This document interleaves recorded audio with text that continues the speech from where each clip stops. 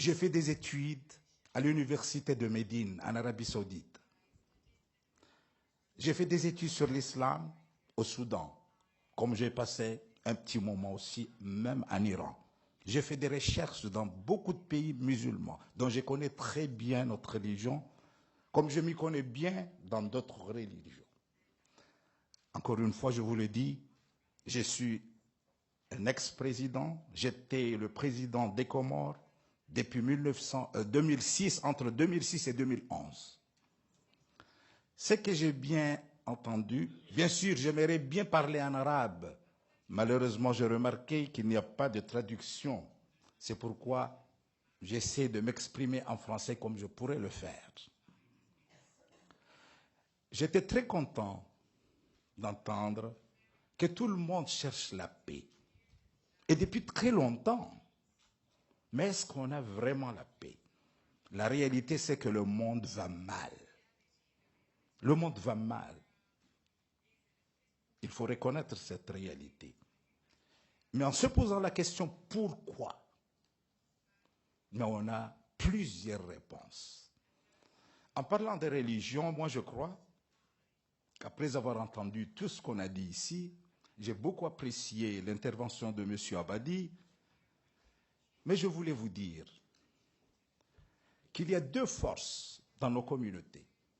Si on arrivait à les faire comprendre, on allait avoir peut-être une bonne solution. Notre prophète, le prophète Mohammed, le prophète de l'islam, il a eu une belle parole en disant Ifnan idha salaha salahat al-umma wa idha fasada fasadat al-umma.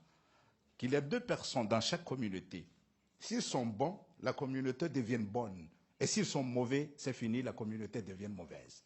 Quelles sont ces deux personnes? Al-ulama wal-umara. Les gouvernants et les savants.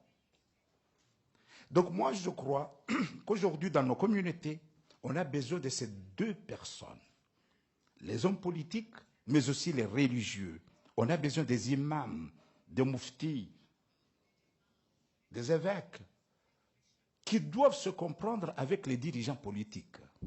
Nous savons tous que tout ce qui se passe dans nos pays, c'est le fruit de la politique menée. Nous savons tous l'importance de la politique.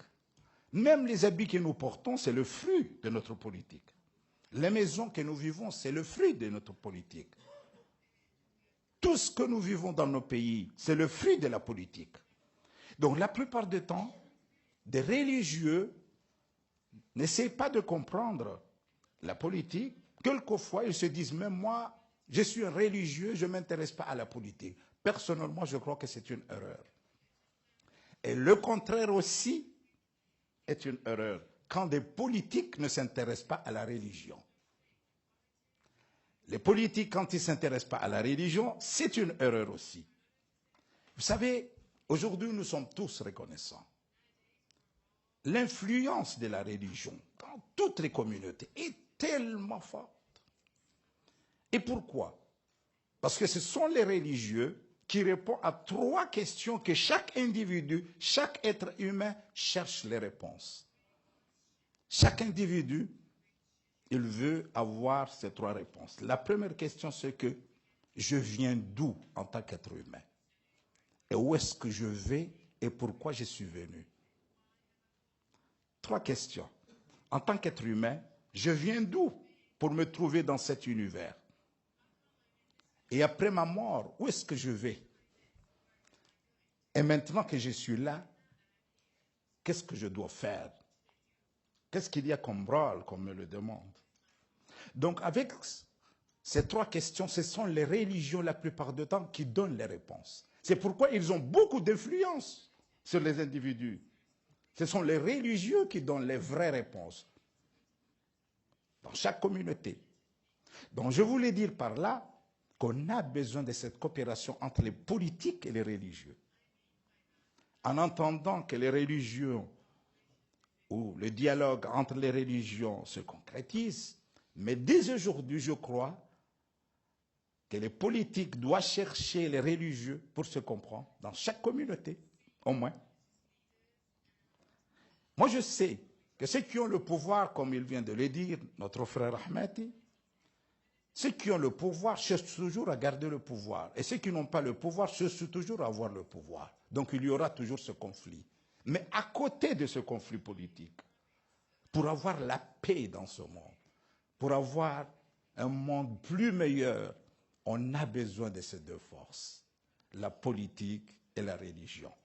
Et c'est pour cela que je demanderai, comme une modeste contribution, de demander à partir de notre forum à ce que les politiques de chaque communauté cherchent les religieux. Je peux vous donner un exemple. Aujourd'hui, on parle, à partir des médias, quand on parle des intégristes, de ces gens-là, malheureusement, qu'ils donnent une mauvaise image de notre religion, on essaie de donner l'image de l'islam à partir de ces gens-là. Je vais vous rappeler qu'aujourd'hui, dans le monde entier, il y a plus d'1,5 milliard de musulmans. 1,5 milliard de musulmans. Mais on oublie ce milliard de musulmans et on regarde qu'à 30 000, 40 000, 50 000, je ne sais pas, les intégristes, que ce soit de Daesh, de Qaïd, elles sont combien? 5 000, 10 000, 30 000 ou combien? C'est comme s'ils représentent l'islam. Non. On oublie qu'il y a 1 milliard, 400 millions, 450 millions de musulmans pacifiques qui sont tolérants, qui acceptent les autres. C'est pourquoi j'ai dit qu'il faut vraiment ce dialogue, mais il faut reconnaître que nous sommes avant tout des êtres humains. Nous sommes des êtres humains et le monde a besoin de cette paix. Aujourd'hui, le monde va mal et nous sommes tous responsables. Moi, je viens d'un petit État insulaire.